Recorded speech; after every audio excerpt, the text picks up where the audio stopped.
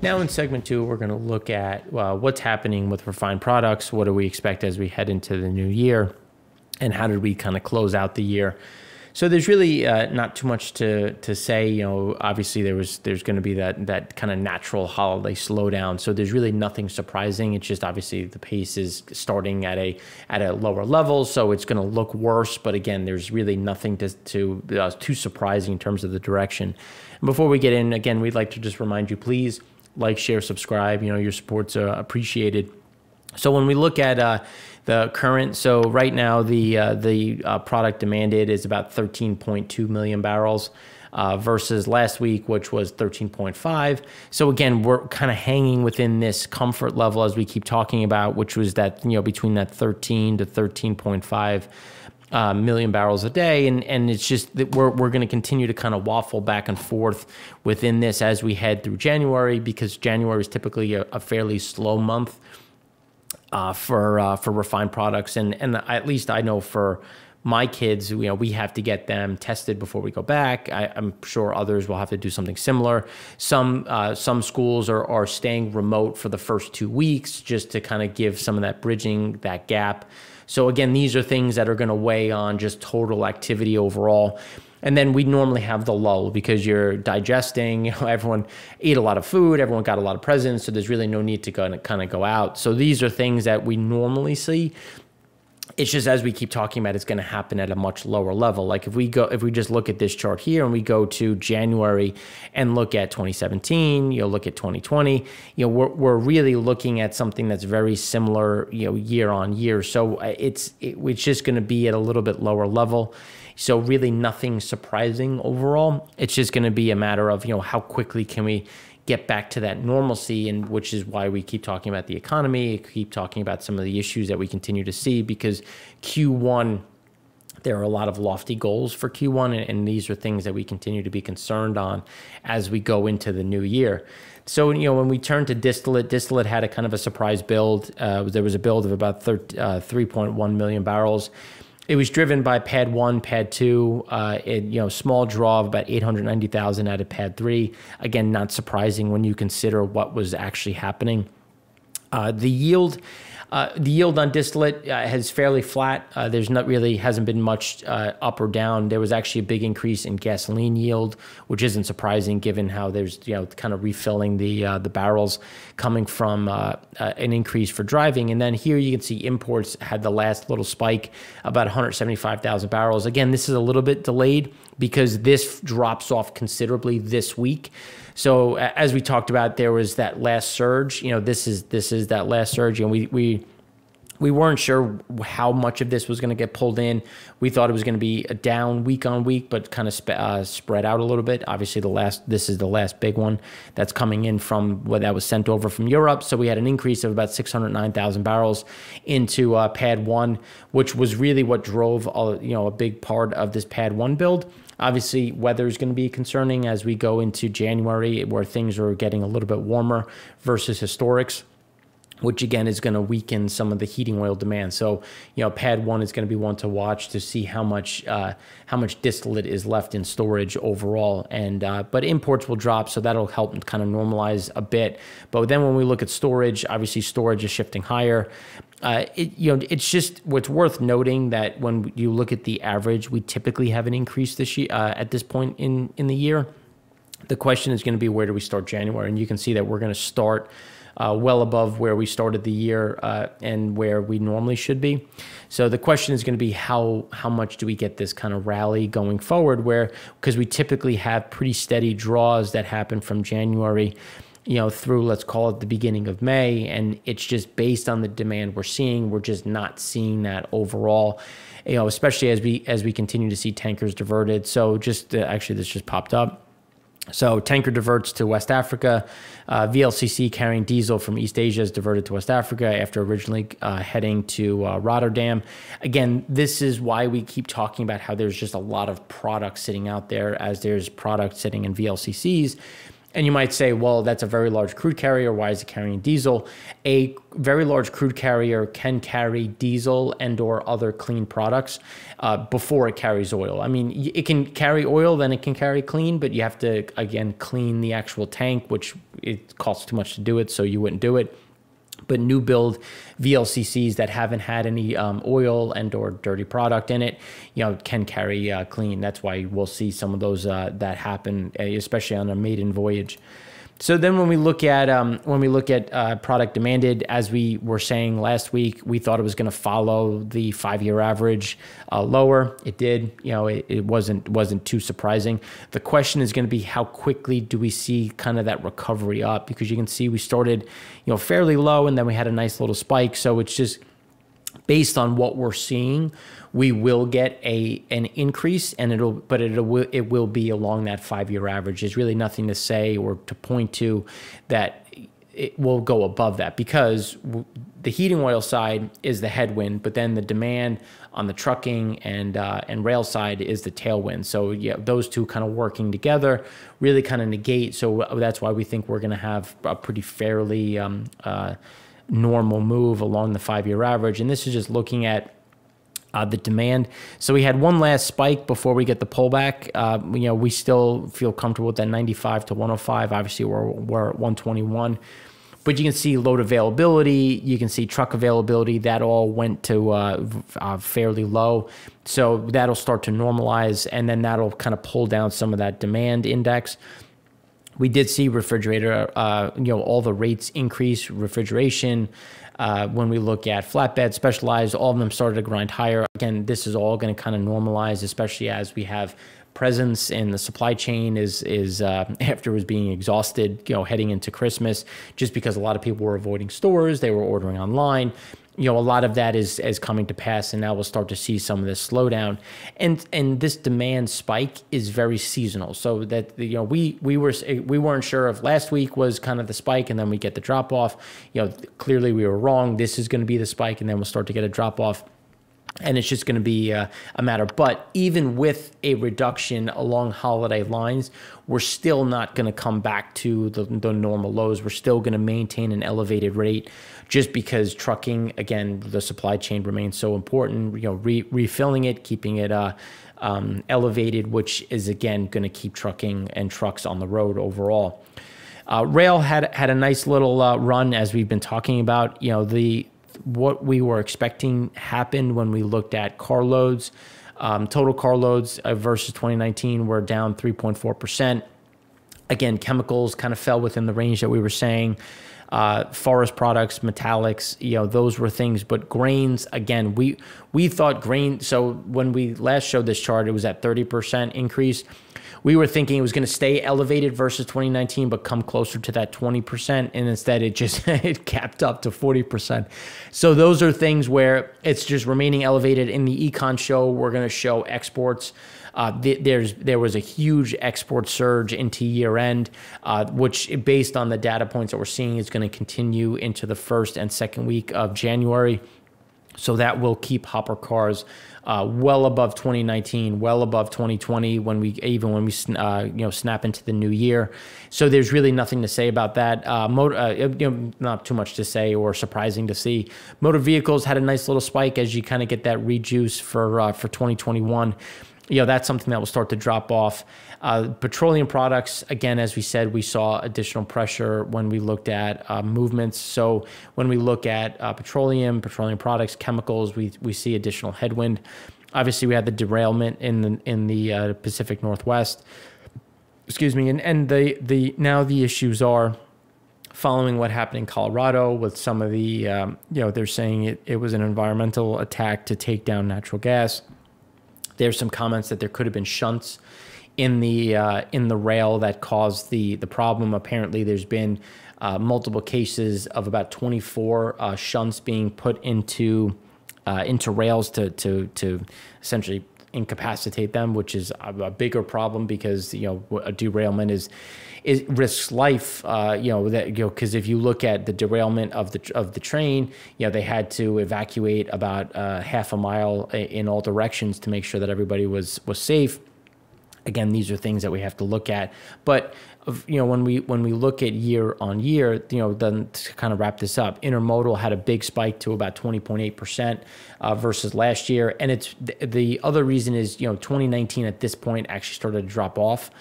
So the comp was a little bit easier, but it doesn't matter because it's still a great number. And then total traffic was up 8.4% versus this week versus last week, same time this year, last year. So again, these are things that we're continuing to see, some of that increase, which is, again, this is a very positive tailwind as we head into January, as we head into Q1. And it's just a matter of that, normalizing some of the supply chain, as we did have wholesale inventory start to drop more so than expected in November. It's something that we're going to talk about in the Econ show to look at those inventories and how they're moving around. This is just, I thought this was a good chart, really kind of showing a difference in recoveries. And as we keep talking about, this is looking at just Q4, intermodal, grain continue to be the big drivers. But obviously chemicals, petroleum, coal, these are the ones that continue to kind of surprise a little bit to the downside. Chemicals had a little positive, but 2019 was a really tough year, so the comp should be fairly easy, and we're still not getting there. And obviously coal isn't really surprising, but petroleum products is one that's going to continue to be a headwind. Same with autos, metals, and some of the others as we go into the next quarter. Now, when we look at gasoline had a draw of about 1.2 million barrels. It was really driven by Pad 1. Pad 1 had a draw of 2.17.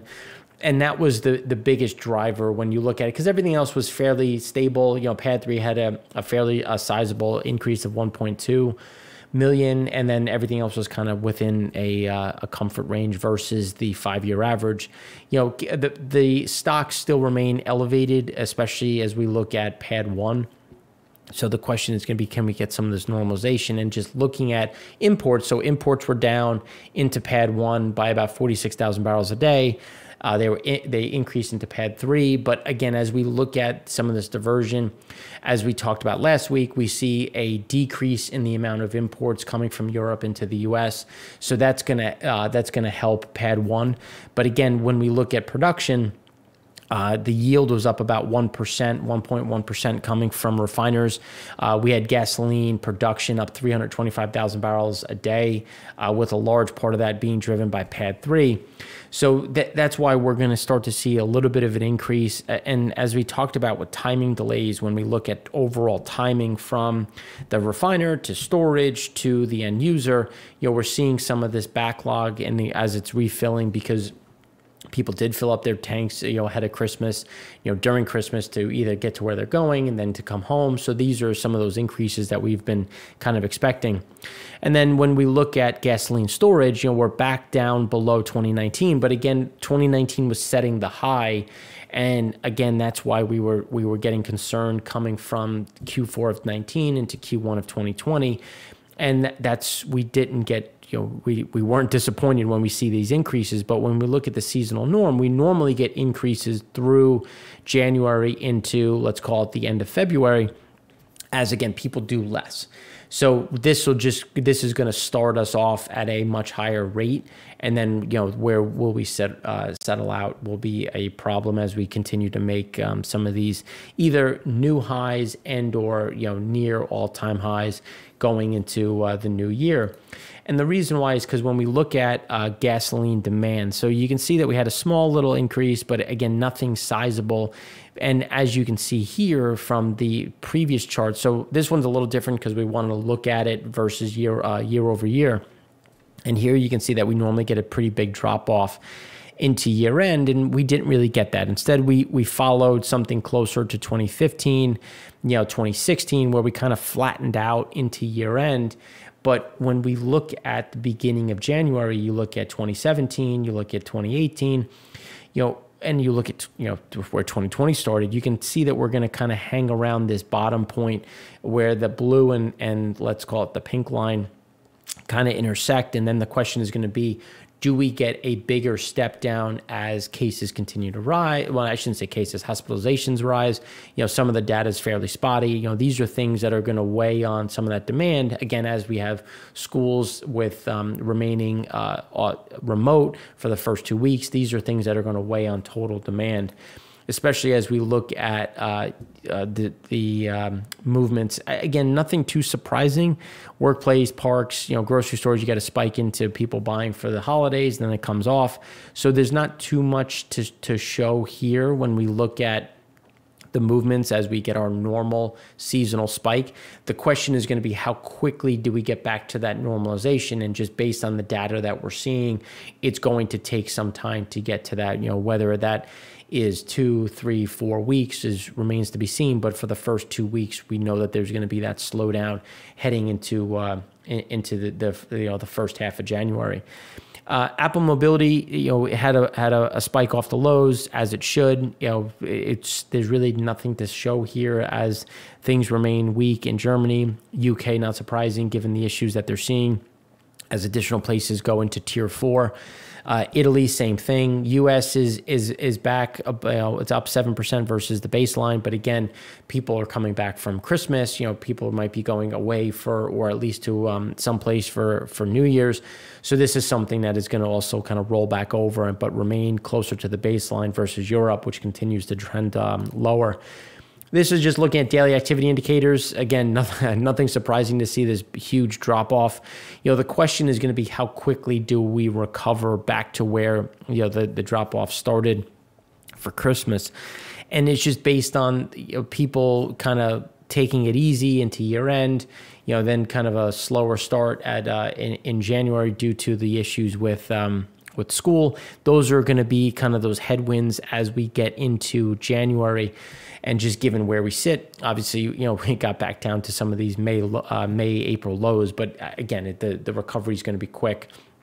It's just the pace in which how quickly do we level off is going to be the thing to watch. And then as we look at Gas Buddy data, so gasoline demand on Christmas was down 51.1% from the Friday prior. Not surprising. No one's really driving on Christmas, which is also just 15.4% higher than the lowest 2020 day, which was April 12th. But week to date, we are down about 2.8% from the previous week, and this is including driving for Christmas. So there's a lot of noise in this, and it's better to look year over year. But at the same time, when you're looking at week over week, this should have been a little bit of a better week, but people canceled plans. People tried to stay closer to home, limit exposures.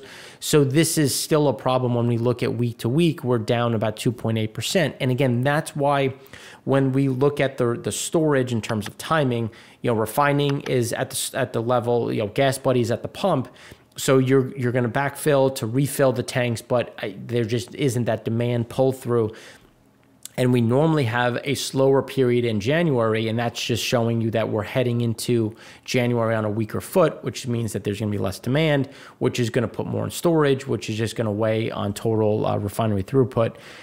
U.S. gasoline demand fell for the first time in 4 weeks, according to Descartes, which demand in the week ending December 25th was down 1.3% to 8.314 million barrels a day from 8.4 a week prior. So that's looking at cell phone data. So that's looking at people actually in their cars traveling. So Gas Buddy had us down 2.8%.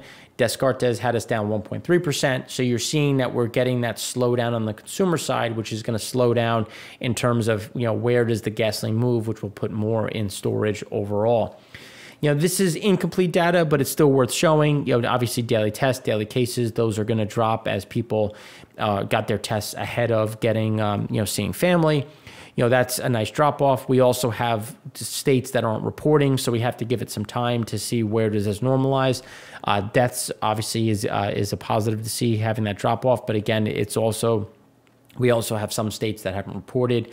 Currently hospitalized is a concerning one, and it's just because that is where we're going to look when we look at how stressed is the infrastructure, what do we need to do overall. I mean, I know my mother's hospital, you know, they've seen a fairly big influx of people in the hospital.